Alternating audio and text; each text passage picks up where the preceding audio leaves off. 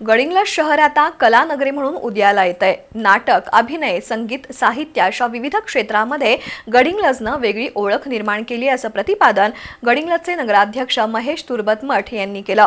स्वर्गीय रत्नमाला घाळी यांच्या स्मृतिदिनानिमित्त आयोजित जिल्हास्तरीय एकपात्री अभिनय स्पर्धेच्या उद्घाटन प्रसंगी ते बोलत होते।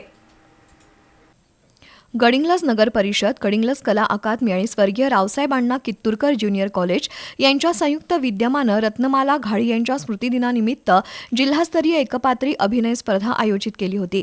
या स्पर्धेत 50 स्पर्धक सहभागी झाले होते।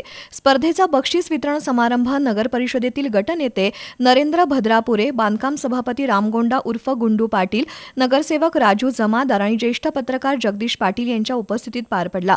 स्पर्धा आयोजित करण्याचा उद्देश शिवाजी पाटील यांनी विशद केला। गडिंग्लज नगर परिषद आणि कला अकादमीचा बंद पडलेला नाट्य महोत्सव पुन्हा सुरू करण्यासाठी 5 लाख रुपयांची तरतूद करण्याची घोषणा गटनेते नरेंद्र भद्रापुरे यांनी केली। गडिंग्लजमध्ये सुसज्ज नाट्यगृह उभारणीसाठी नामदार हसन मुश्रीफ यांच्या माध्यमातून प्रयत्न करणार असल्याचंही त्यांनी सांगितलं।